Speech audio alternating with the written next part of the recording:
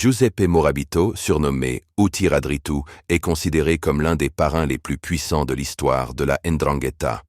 Il est né à San Luca, le village le plus symbolique de la mafia calabraise, un endroit souvent décrit comme la capitale spirituelle de la 'Ndrangheta. Sa famille, les Morabito, fait partie des clans les plus anciens et les plus respectés de Calabre. Dans les années 1970 et 1980, pendant que Cosa Nostra dominait encore la Sicile et que la Camorra contrôlait Naples, Giuseppe Morabito construit tranquillement son pouvoir.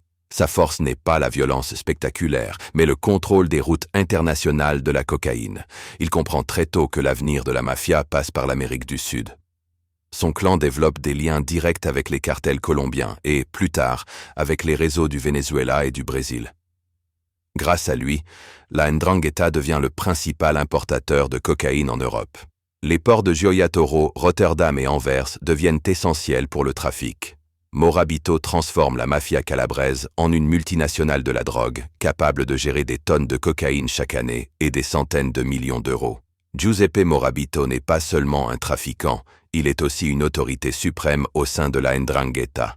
À San Luca, son avis compte dans les grandes décisions, notamment pour régler les conflits entre clans.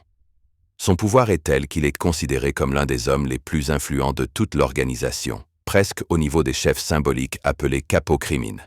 Il est impliqué dans les grandes guerres mafieuses de Calabre, notamment celles liées aux rivalités historiques entre les clans de San Luca, comme les Morabito, les Nirta et les Strangio.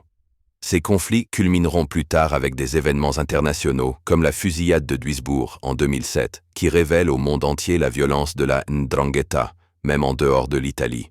Après des décennies de cavale, Giuseppe Morabito est finalement arrêté en 2004 en Calabre par les forces de l'ordre italiennes.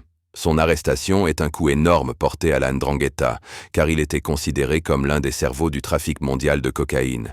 Il est condamné à la réclusion à perpétuité pour association mafieuse, trafic international de drogue et pour plusieurs homicides liés aux guerres de clans.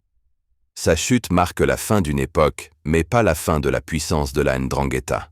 Si tu aimes ce genre de vidéo, like, partage et abonne-toi.